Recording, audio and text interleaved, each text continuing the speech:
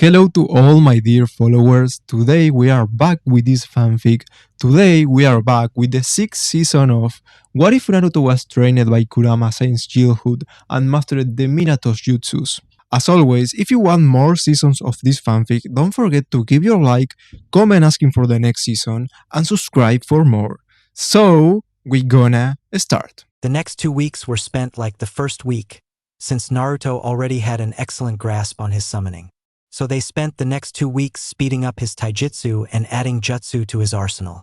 Naruto had learnt 4 more jutsu, 1 jutsu for each of his affinity, and had improved his fighting speed considerably. For lightning, he had learnt Raitun, Reikukausen no Jutsu, lightning style, lightning beam technique, a B-rank jutsu. He had found this jutsu in the Nidame's library, a beam of lightning twice as wide as his arm. If it hits the target will experience a fantastic amount of pain and will be heavily stunned, not to mention unconscious from the pain. Even if it's a near miss, the effects will be of some effect due to small bolts of lightning escaping. While he won't be using this against Niji, it was still a very useful technique for live capture. For fire, he had learnt Katan, Menamayanai High, fire style, invisible fire, a B-rank technique Tobirama had created with the help of someone named Uchiha Kagami. After molding chakra, Naruto would expel a single, colorless beam of gas from his mouth. However, upon getting in contact with a target, the gas will spontaneously combust, and the strength of the resulting explosion will depend on how much chakra Naruto put into it. For air, he learnt the futon, Repushu, wind style, gale wind palm, a C-rank technique created by someone in the Senju clan. After forming the needed hand seals, the user basically had to send an open palm thrust towards his opponent, which is capable of causing severe injury. Naruto can also use this in conjunction with a thrown weapon to increase its power. For water, he learnt not a jutsu, but the secret behind creating water out of thin air. It was what Tobirama was known for throughout the entire shinobi world. Usually, condensation is used to derive water from vapors. However, Tobirama did not have the luxury of creating vapor in the middle of a battlefield and then condensing it to form water. Therefore, he would cleverly saturate the air around him with his chakra, without losing control of it, so that whenever he was in need of water and no water body was near, he would simply mold the chakra-saturated air into water, thus negating the disadvantage that water could not be used without water bodies. What was amazing basically meant turning a battlefield into a geographical advantage. With your chakra saturating the air, Tobirama could literally use it to do anything. This is what I could come up. A bit of BS, so please bear with me. For Fuinjutsu, he completed the chakra suppressing seal he was working on with Jiraiya.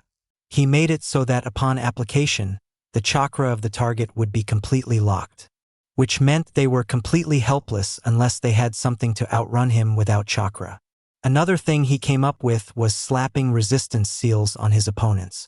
Simple but very effective, something he would use against Niji. All in all, with the help of his shadow clones, Naruto spent almost a week to entirely master the first 3 techniques, meaning using them with the minimum amount of hand seals. He was still working on Tobirama's chakra saturation technique, using it discreetly without letting your enemy know. However, it's useless against a censor. It was the last remaining week of the month, and Jiraiya had said that the last week was fully for Naruto train himself. That was good, since Naruto, with his nigh limitless spamming of shadow clones, had the chance to test his learnings in a battle simulation. It was the 2nd day of the last week and Naruto was taking a water break, his t-shirt and jacket having been discarded for a while to avoid them from getting drenched in his sweat. "So, what do you think of my training, Raiden?" he asked after taking a sip of water. Raiden watched his summoner, sitting some distance away. "Well, it's definitely intense. You sure work hard for all your genius, Naruto," he dryly commented. When he was first summoned, he was delighted when Naruto asked him to give him some company while he trained. He had then proceeded to watch with wide eyes as Naruto summoned an army of around 500 shadow clones for an all-out battle against them. Raiden had asked just out of curiosity that how much chakra had Naruto just spent making the clones. "I'd say a full 3/4 of my total reserves," Naruto had replied after a moment. Raiden had dumbly nodded and watched as Naruto proceeded to decimate his army. He had paid close attention to what Naruto had said and was doing some mental calculations. If Naruto spent a whole 3/4 of his chakra, that meant he would be close to light chakra exhaustion if he spent any more. But Naruto had explained it to him that whenever shadow clones are dispelled, the chakra returns to the original, along with the memories of that clone. Raiden observed that Naruto had started with taijutsu, destroying a dozen clones at first. Then, he used an elemental jutsu, whether it be fire or air or water or lightning, to destroy another group. He would then switch back to taijutsu, then use a jutsu again. It was a cycle, Raiden realized after intense observation. Naruto never used any jutsu if he didn't have sufficient chakra to not collapse into exhaustion. But the funny thing that Raiden realized was that he couldn't understand whether Naruto was losing chakra or gaining it back. If it was simply taijutsu, Naruto would be gaining all the chakra back without any expenditure of his remaining reserves. But since he occasionally used a jutsu, it was hard to determine. In the end, he just presented Naruto with his theory and asked his opinion for it. Naruto had thought for a whole 5 minutes and then replied, "I'll put a pin on it, but I'm not thinking about it now." Turns out, Naruto was mentally exhausted as well, because he gained the memories of 500 clones in just 2 hours, so he won't be exerting anymore today. Raiden was surprised he had remained conscious after all that stress. Naruto chuckled. "You say it like geniuses don't have to work hard." To his surprise, Raiden nodded, completely supporting his point. Naruto corrected him right then. "Raiden," he said softly, sitting beside the fox so that his head was on Naruto's thigh. "That is a belief which isn't right. People misunderstand what genius actually means. They believe that someone who achieves something great without appearing to work hard is hailed as a genius. But that's not true. Genius is just a great capacity for hard work. Take me for example. I have excellent chakra control, which allows me to grasp jutsus very quickly. But learning jutsus and mastering them are two totally different things. It is my genius that allows me to grasp concepts so quickly and easily." He stroked Raiden's head tenderly, having the fox's undivided attention. "But only through hard work can I master them completely. That is what genius is. Genius is the beginning of something great, but it is hard work that sees you through the finish. Genius is nothing without hard work." Raiden gazed at Naruto with wide eyes, who just looked at him with a small smile on his face. The fox could only shake his head in awe as he began to see Naruto in a new light. "I always thought that geniuses never have to work hard, but I never looked at it from your point of view," he mumbled, his head resting on Naruto's thigh. Naruto was wise beyond his years, that was for sure. "Why? You got some genius you are competing against?" Naruto inquired. Raiden just sighed and took comfort in Naruto's scratches behind his ears. "My elder brother, Toshi, is a part of the trackers of the Kitsune, and he is regarded a genius in almost every way. He already has gained 2 tails and is close to achieving the 3rd. My family always says I should be more like him," he grumbled. "He sounds interesting. Trust me, he's a douchebag," Raiden replied as they collapsed into a peaceful silence. While Naruto wanted to say something, he kept quiet, not wanting to interfere in what was clearly a family matter. Raiden, on the other hand, was thinking about what Naruto had said. If what he said was true, did Toshi really work that hard to be where he was? Was he just seeing the tip of the iceberg? More importantly, if hard work was the key, was he not working hard enough? The questions plagued his mind for a while as Naruto kept scratching his ear. So lost in their thoughts they were that they didn't even notice the presence behind them. "The sunset looks really beautiful from here," a female voice commented from behind them. Their reactions were instantaneous. Raiden was on his hind legs on an instant, taking the offensive stance of the Kitsune fighting style, a snarl displaying his sharp teeth. Naruto himself had whipped 2 of his kunai into his hands in an instant, coating them in wind chakra and getting into his usual offensive stance, muscles tensed for any action. Only when he got a good look at the speaker did he relax. "Raiden, relax. She's a friend," he sighed. Raiden looked at his partner before relaxing, turning his eyes onto the girl. Temari looked at both of them with something skin to amusement. She inspected the fox, then Naruto. Based on what she had seen from the last 5 minutes, they seemed to be pretty close. She had also gotten a good look at the bare upper body of Naruto, both front and back, and she had to admit, he was definitely hot, hotter than most of the males she had seen. She marveled at how defined his muscles were for his age. His chest muscles were clearly developed for someone his age, not to mention his abs. The perfectly chiseled six-pack caused her to blush deeply, imagining not-so-straight thoughts about her and Naruto being in an intimate position, being embraced by his powerful arms. "How can I help you today, Temari?" The voice broke her out of her thoughts, and she desperately tried to regain control of her blush. Naruto and Raiden, who now was a little taller than Naruto's shoulder on his hind legs, looked at her quizzically. Raiden turned to Naruto and looked at his face, as if looking for something. He smirked when his nose picked up traces of arousal from both Naruto and Temari. If he was smelling correctly, "Naruto, is she your girlfriend?" he bluntly asked, not even hiding his smirk when both of them turned to him. Temari looked at him with slight anger, her blush not receding at all. Naruto looked at him with wide eyes of disbelief and a slightly open mouth.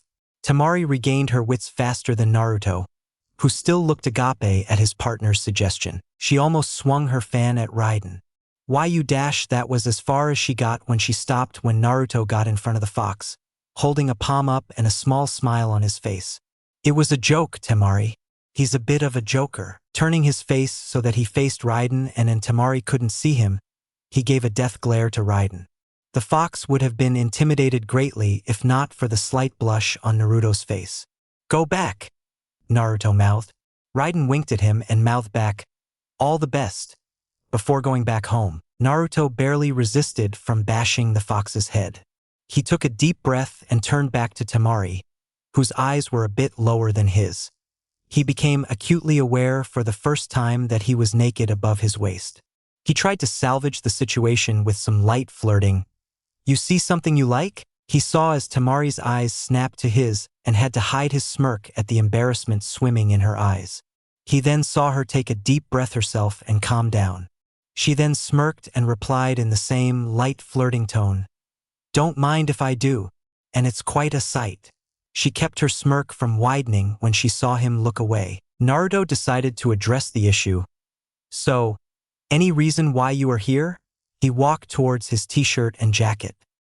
He quickly got dressed and faced her, arms folded. She put one hand her hip, her smirk turning into a smile. "I just wanted to say, nice job in the prelims.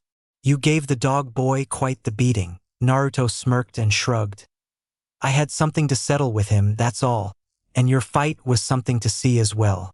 I feel bad for my fellow Konoha nin," he complimented, sitting down. He was surprised when Temari walked and sat down in front of him as well, a little closer than what was appropriate. "But I'm not complaining," he mentally smirked. She shrugged. "Thank you for the compliment, but I believe it was just an unlucky matchup for her." Naruto nodded in agreement, having come to the same conclusion as before. He thought if he should ask her what was the Jinchuriki of Tsunade doing in a foreign village, especially during something as important as Chunin exams, but refrained. He could ask her later. Temari looked at Naruto closely. He was quite relaxed, but his position was such that he would be able to react instantaneously if she were to attack him now. "Speaking of which, say, would you care for a spar?" she asked, causing Naruto to raise an eyebrow. He gestured to himself. "As you can see, I have just finished today's training, so I'm quite tired." He watched her give a silent, "ah," but the disappointment was clear. He had to give her points, though. She was quite bold in her attempt at trying to learn what his trump cards were. "Too bad. But," her head lifted up, "I wouldn't mind a short taijutsu spar." His smirk told her exactly that he knew why she asked for such a request. He hadn't said it, but he already knew why she was there. "No point in hiding now, though. You are irritatingly smart," she grumbled, causing him to chuckle. He got up and held out a hand for her to get up. She looked at it for a moment and scoffed, but grabbed it nonetheless, allowing him to pull her up. Naruto looked down at the hand he held and just felt it for a moment. It was a bit smaller than his own, yet it fit perfectly in his own. He heard a small cough and looked up to see Temari's blushing face in a scowl. He immediately let go of it, a blush creeping up his face. He realized how creepy he must have looked. He cleared his throat and gestured behind him. Shall we? That's how the next 4 days went. Naruto would summon hundreds of clones for an all-out battle to improve his application of newly learned skills and techniques, fight for over 2 hours and then relax. Temari would come by sometime in the evening and they would spar. Naruto usually limited the spars with taijutsu so as to not accidentally reveal some of his tricks. Temari had caught on as well, and didn't protest at all, preferring to keep her tricks a secret as well. They would make small talk after the spar, and then Naruto would offer to escort her back, but she would playfully refuse every time. Naruto always thought that she was being observed, which is why she refused every time. She didn't want to be seen getting too friendly with a Konoha nin. Today was Saturday and so, Naruto planned to hit the simulation room one last time before the Chunin finals. He had already completed till the 5th level, each time more difficult than the last. But every level gave him ideas on where to improve, which he practiced all week and apply it onto the next level. So this is why Naruto was at the apartment right now, sitting on the floor of his bedroom and looking at the 30 kunai in front of him. He had already imprinted the seals on the handle of the tri-pronged kunai. One was the Jutsushiki for the Hiraishin, and the other was the seal he had developed so that the kunai could be stuck on the surface of water as well, allowing him to use them in the areas where water bodies were. You seem to be thinking something about last night, Naruto, Kurama commented from within. Naruto kept gazing at the kunai as he replied, "Last night, I can't figure out why they are doing this." Flashback. Late last night, Naruto was sitting on top of his father's head, idly wondering on how the villagers would react to his reveal. I can think of 2 things. Either they would start worshipping me, or the villagers who have some morals left in them would feel guilty enough to commit suicide based on the reason that they tortured the son of their beloved yandere for years. What do you think, Kurama? A chuckle sounded from within his mind. You know how the villagers are, Naruto. They would probably try to suck up to you after knowing just who you are. But I wouldn't mind witnessing the second option. What about you?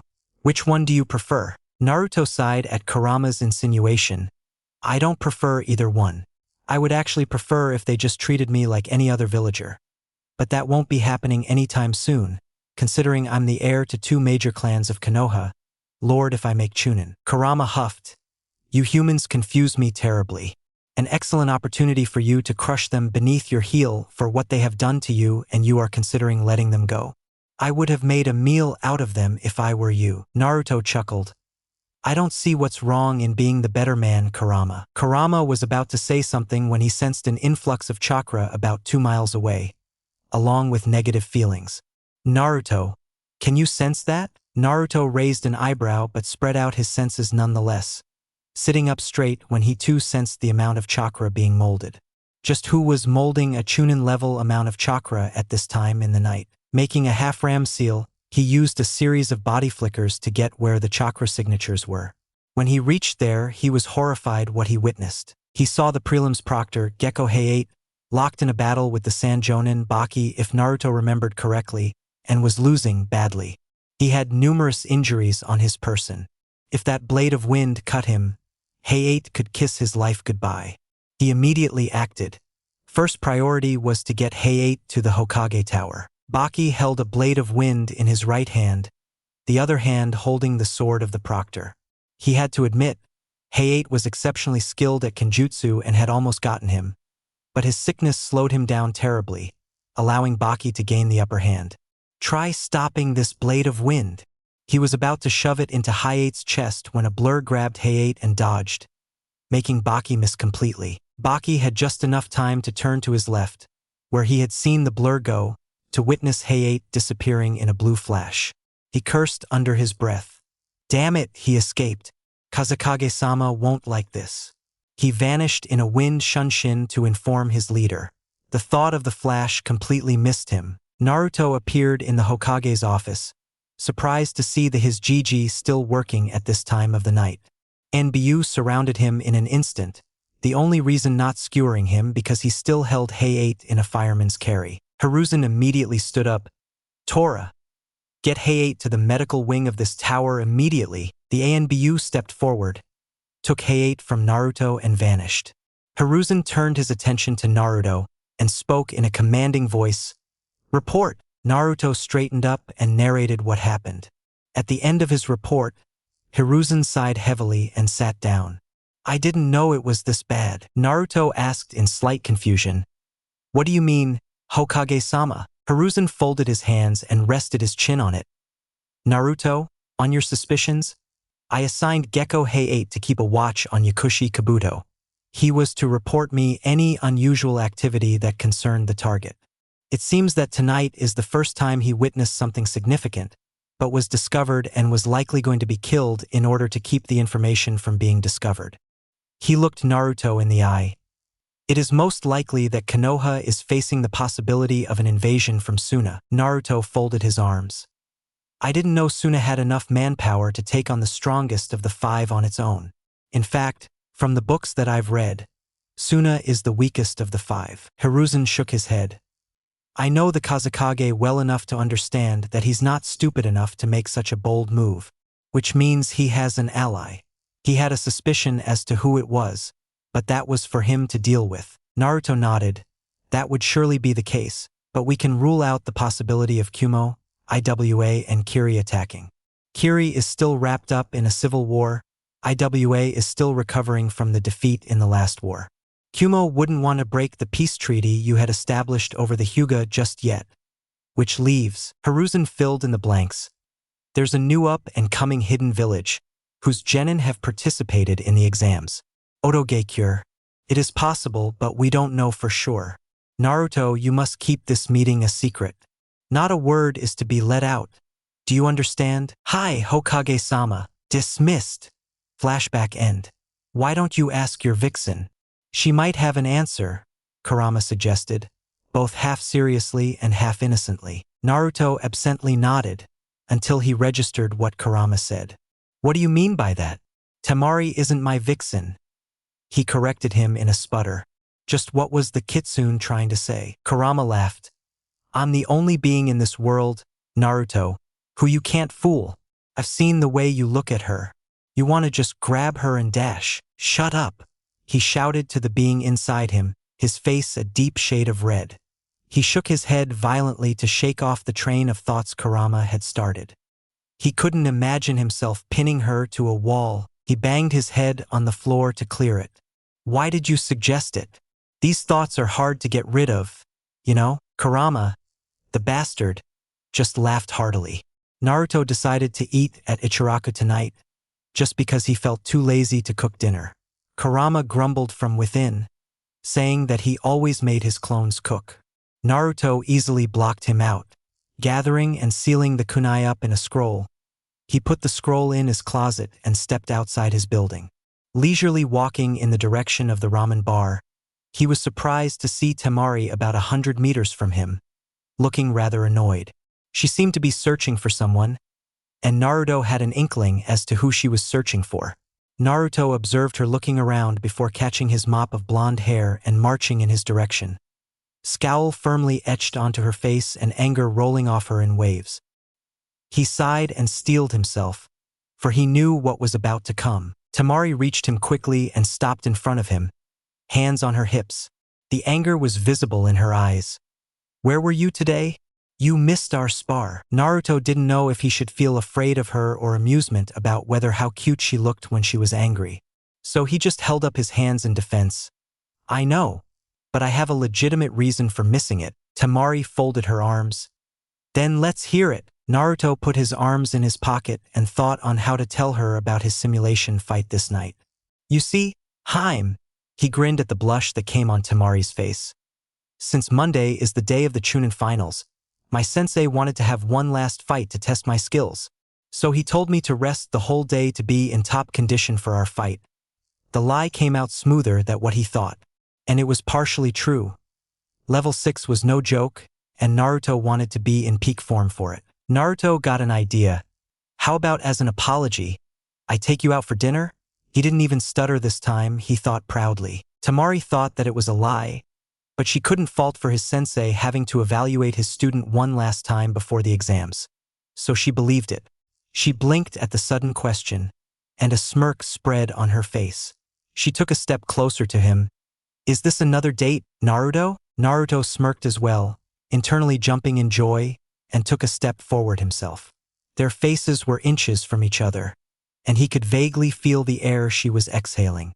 It was a unique, sweet and salty flavor. "Only if you want it to be," he whispered huskily. He vaguely remembered that they were in the middle of a market. He, however, didn't expect Temari to lean forward so that her lips were a hair's breadth away from his own. "Oh, I do," she returned. She was surprised when Naruto suddenly backed away, grinning playfully. Before she could feel hurt about her advances being rejected, an arm was draped across her shoulder, pulling her close. She yelped and steadied herself against what she felt to be Naruto's upper body. "Then I really hope you don't mind if we go to Ichiraku. If I had known, I would have planned earlier." Naruto tried to play it smooth. It was a risky move, pulling Temari into a side hug. He had expected to be bashed in the head by her fan, but when she didn't, he relaxed and simultaneously celebrated inside his mind. She likes me. Kurama felt nauseous at how much joy was filled in that single thought. For a being of hatred such as himself, joy was his kryptonite. So he just tried to ignore it as much as he could. Such sappiness didn't suit him. Naruto kept his arm around Temari's shoulder and started walking in the direction of the ramen bar. Temari had to adjust her arms, so she just put one hand on his side. "I really don't mind," she coolly replied. But she was barely keeping from letting a goofy smile spread on her face. She knew she liked Naruto, to the point of having an intense crush on him. But being in such close, physical contact with him only after knowing him for only a short time was almost overwhelming. The trip was short, lasting only 5 minutes. Just when they were within 50 meters of the bar, Naruto removed his arm from her shoulders, instead enveloping her hand in his own, giving it a small squeeze. He gave a warm smile to Temari, who blushed lightly, but returned the smile and squeezed back. They entered the ramen bar, and Ayam was the first to spot them, and then she spotted them holding hands and smiling. She promptly squealed in happiness, increasing the blush on Naruto and Temari's faces, but neither let go of each other's hands. Tucci came running out of the back in response to his daughter's squeal. When he saw the reason for her squeal, he himself grinned in parental pride. "Naruto, so you finally made it official, I see," he commented. Naruto and Temari blushed even more at this, but Naruto was the one who spoke. "We haven't actually, but I will in the near future," he said with a wink towards Temari, managing to somewhat reduce his blush. Temari, however, just barely kept from hitting him for embarrassing her. The only reason she didn't because of what Naruto said. Ayam clasped her hands together and sighed dreamily.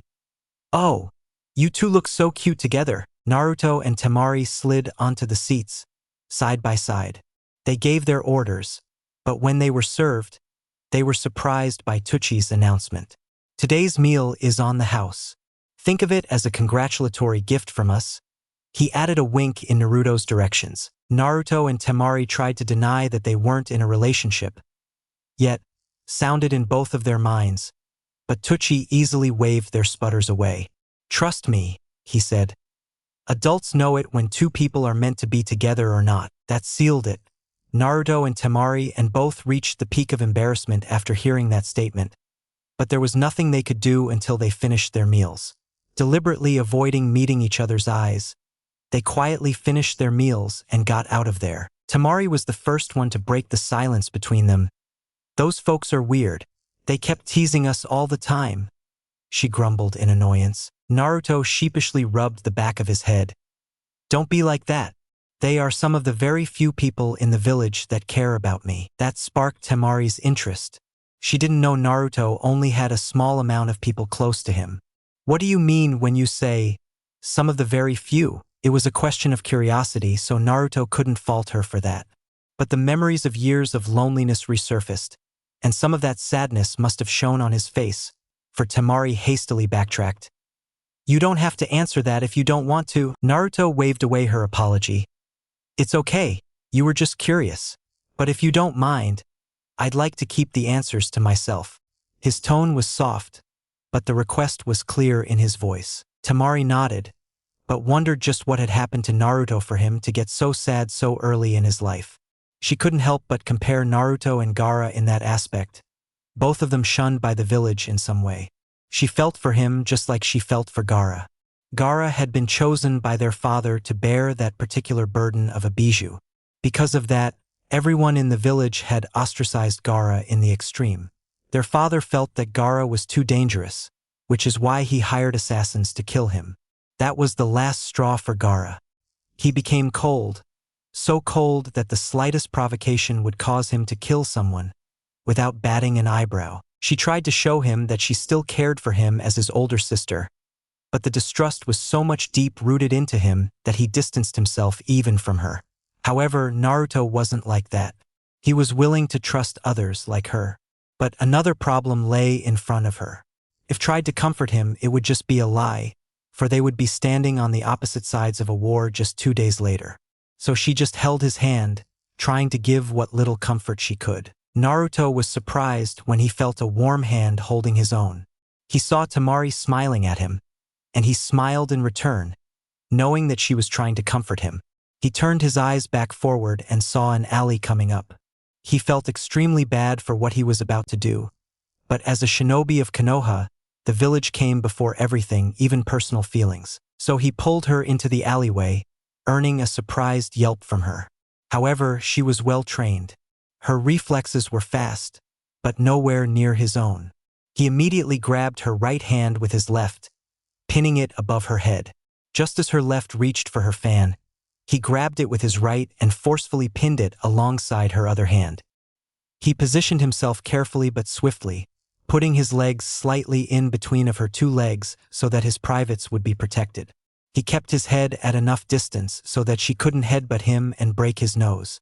All in all, Temari had nowhere to go, no matter how much she thrashed. He raised right leg a little, then gently stamped it on the ground, erecting a special privacy barrier around them. This was one of his father's creation. You can hear the sound from outside, but the sound from within the barrier won't be heard from outside. Also, a pulse of chakra within the barrier won't be able to be felt from outside, which meant no pulses of chakra could be sent to signal for help. Tricky business to use it with his feet, but thanks to his excellent chakra control, Naruto managed. Temari was surprised just how swiftly he was able to outmatch her reflexes and pin her to a wall. She felt hurt inside, a feeling of betrayal that was overshadowed by the boiling rage. She even felt slight fear with the way they were positioned.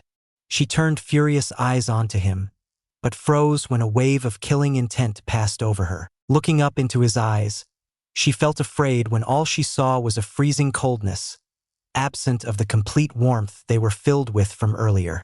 The killing intent was not a problem, though, as she just brushed it aside. Gaara repeatedly used it on them, so the effect was null. She tried to project her rage on him. "What are you doing, you son of a dash? What is Suna planning?" That question stopped her cold, eyes widening. She suddenly had an idea of what this was all about. What? Naruto narrowed his eyes, freezing her with just his stare. She wasn't even thrashing in his arms now. "I don't like repeating myself, so pay attention. What is Suna planning to do?" Temari tried was so frozen with his stare, the stare that promised a lot of pain if she didn't answer. She hastily sent out a pulse of chakra, hoping someone would sense it and come to her help. "It's useless," he coldly informed her. "I've put up a barrier around us. No one would be able to sense that pulse of chakra. In fact, no one would be able to sense anything, let alone hear." Her hopes of getting helped crashed and shattered. She also noticed that the killing intent had increased substantially, causing her to shake a little. "I can easily deduce that Gaara is an unstable Jinchuriki." "Yes, I know that," he said in response to her wide-eyed look. "No village would dare send an unstable Jinchuriki into another village. I also witnessed your sensei," he sneered at the word, "attacking a fellow Konoha nin with the intent to kill, possibly to prevent some important information from being discovered by us. So I'll ask again, what is Suna planning to do?" Temari couldn't believe that Naruto knew about what Gaara was. Add on to the fact he had apparently witnessed Baki-sensei attacking a Konoha nin, and she had been captured by Naruto for information on the invasion. They were already on the cusp of being discovered, so she couldn't see many options. Sighing with resignation, she admitted, I'm sure you know of the new village, Odogekure. Upon seeing his nod, she continued. A while before the Chunin exams, our father, the Kazakage, was approached by the leader of Odogekure, a man known as Orochimaru. Naruto did not allow Temari to see his shock at that piece of news. He just nodded Temari to continue. I don't know what they talked about, but father began planning for an invasion a while after their meeting. He informed us that Odogekure would be aiding us during the invasion to cripple Konoha. It was his plan let Gaara loose during the invasion. Since Gaara has full control of his bijou, he would be set free to destroy the village in his unleashed form. Is that right? Temari nodded, knowing that the invasion had practically failed. Now that she had divulged the information, Naruto released a sigh. I suspected as much. Temari tried to hide the quiver in her voice. But why did you question me yourself instead of handing me over to the Hokage? Naruto removed the cold gaze from her, unconsciously making her relax. He looked back at her with a worried gaze. I don't think you would have liked being subjected to the interrogation department. Trust me, they aren't nice. Temari wholeheartedly agreed with that. She didn't even want to imagine what they would have done to get the information out of her. She looked up, and it was then she realized their positions. Her arms pinned to the wall, Naruto's legs in between hers and bodies pressed to each other's. Oh, and don't forget that their lips were once again separated by mere inches. A blush of massive proportions came onto her face as she locked gazes with Naruto, who realized the same thing as her.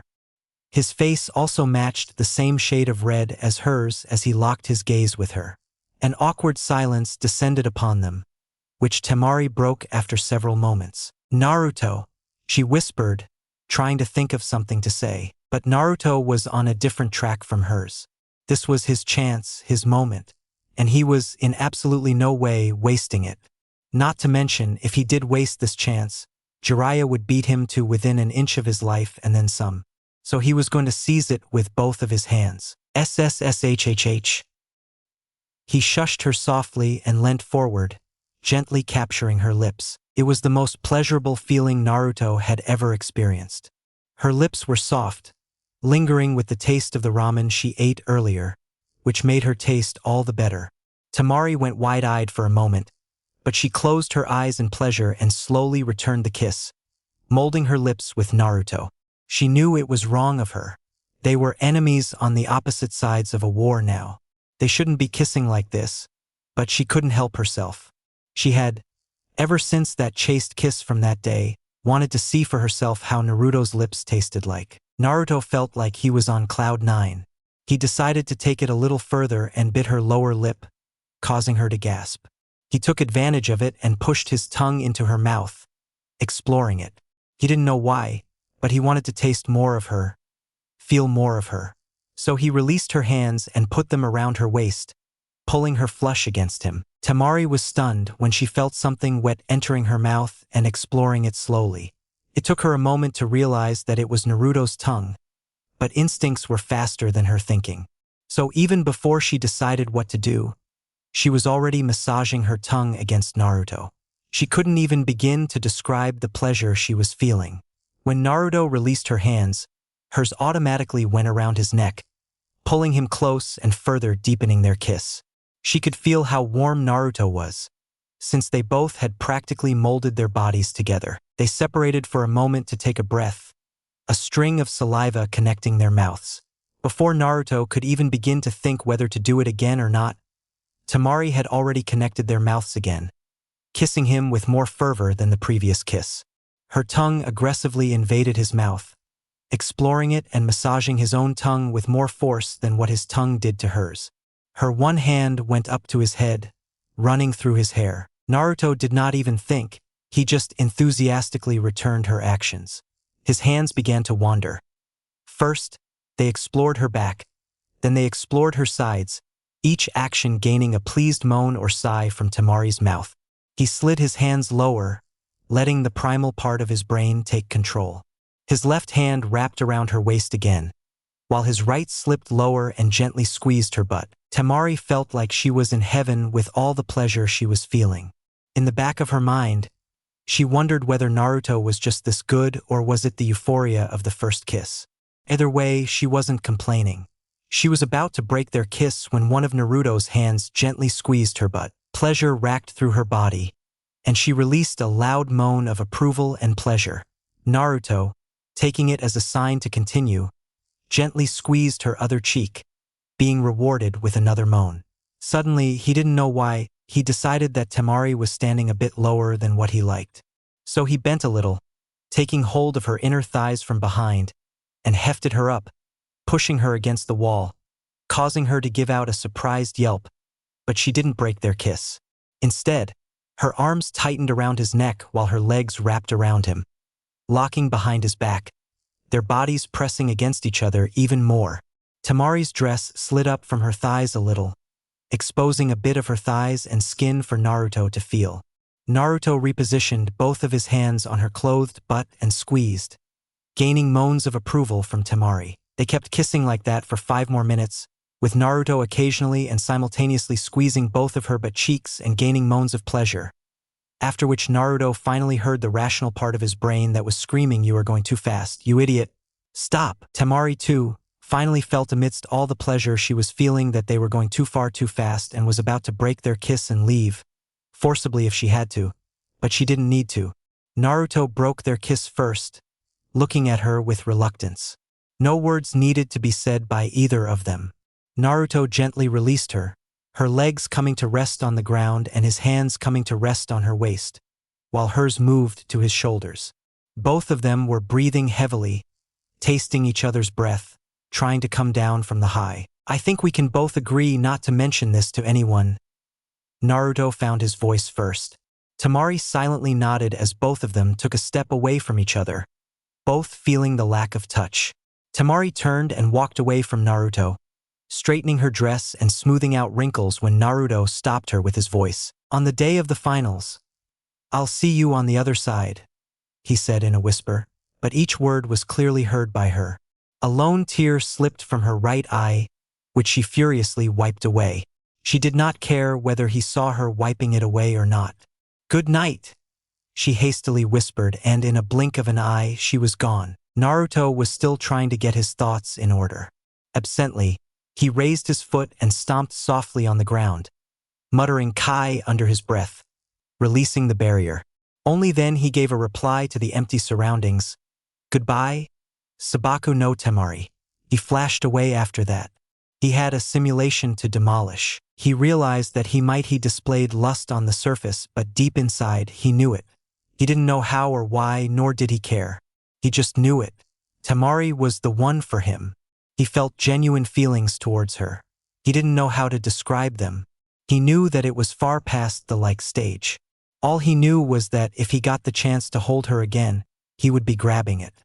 And he would not let go of her that time. Unfortunately, that was the first and the last moment he would ever have with her, for in just 2 days they would be on the opposite sides of a war trying to kill each other. And Naruto knew that he won't be able to do it.